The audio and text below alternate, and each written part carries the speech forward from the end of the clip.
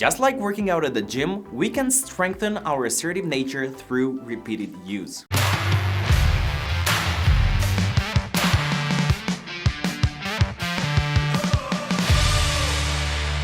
Do you wish you could put your foot down sometimes and just say no? Many of us feel compelled to agree to every request and would rather juggle a million jobs than refuse to help, even if we're left with no time for ourselves. But learning to say no can earn you respect from yourself as well as from those around you. So what makes us keep on saying yes? Well, it could be that we believe that saying no is uncaring or even selfish, and we may have a fear of letting other people down. Mix that with a fear of being disliked, criticized, or risking a friendship, and you pretty much got your answer. Now, believe it or not, the ability to say no is closely linked to self-confidence.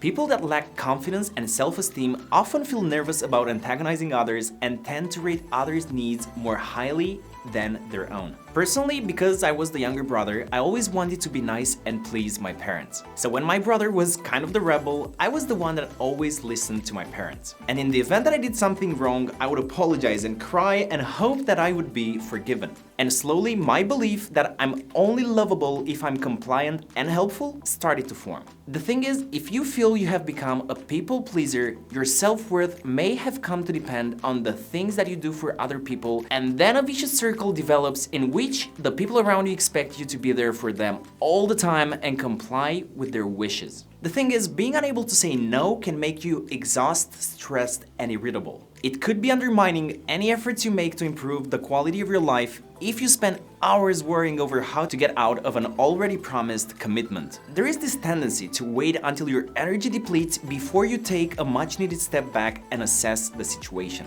So today I'll give you 5 tips to be more comfortable when saying no. And number 1 is keep your response simple. If you want to say no, be firm and direct. Use phrases such as, "Thanks for coming to me, but I'm afraid it's not convenient for me right now." Or, "I'm sorry, but I can't help you this evening, I have plans." Try to be strong in your body language and don't over-apologize. Remember, you're not asking for permission to say no. Number 2, you need to buy yourself some time. You need to interrupt the yes cycle using phrases like "I'll get back to you later," then consider your options. Having thought it through at your leisure, you'll be able to say no with greater confidence. Number 3, consider a compromise. Now, only do this if you really want to agree with the request, but you have limited time or ability to do so. You have to suggest ways forward to suit the both of you, but avoid compromising if you really want or need to say no. For example, say you have a lot of work to do and your coworker asks you to do his work. If your time doesn't allow you to, just say no. Number 4, separate refusal from rejection. Remember, you're turning down a request and not a person. People will usually understand that it's your right to say no, just as it is their right to ask the favor. And number 5, be true to yourself. Be clear and honest with yourself about what you truly want. Get to know yourself better and examine what you really want from life. On the other hand, when you are not treated the way that you would like to be treated, you need to stand up for yourself and say, "No, I don't like the way you're treating me, and I want you to stop." No matter who that is, be it your boss or coworker or a friend, anyone that goes out of their way to make you miserable, you're better off removing them from your life, because this toxic behavior will start eating you from the inside out. Your self-confidence will plummet and you'll end up with a depression, and it's just not worth it. You're amazing and you deserve the best. I know it's hard, but it is something that you will have to do. Here is 3 tips that will help you in your relationship with others. Number 1, you need to improve your body language.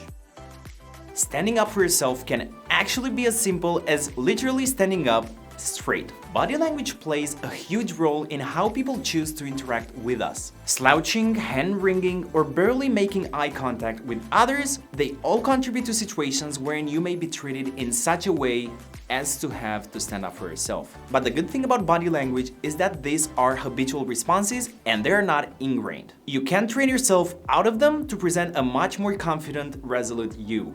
Number 2, train people to treat you right. We interact with people every day. One way to stand up for yourself is to let people know how you want to be treated. But this doesn't mean explicitly telling them. It means being aware of how your actions, word, and outward decisions appear to others. How does your behavior influence people to approach you later? If we allow ourselves to be taken advantage of one time, it may be a clue to other individuals that you can be used and abused in the future. Begin this strategy by being aware of your behaviors during interactions and reflecting on them later. And number 3, practice makes perfect.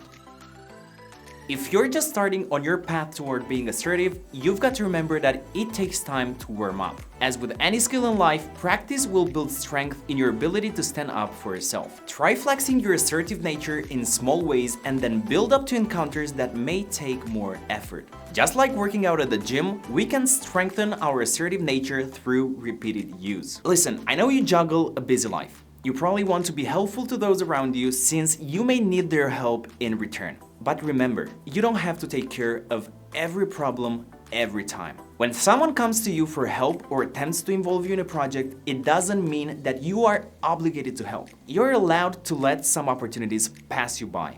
So guys, to sum it up, it's a lot easier to say no if you keep your response simple, buy yourself some time, consider a compromise, separate refusal from rejection, and are true to yourself. On the other hand, those around you will treat you a lot better if you improve your body language, you train them to treat you right, and always remember, practice makes perfect. Thank you very much for watching, and I'll see you in our next video.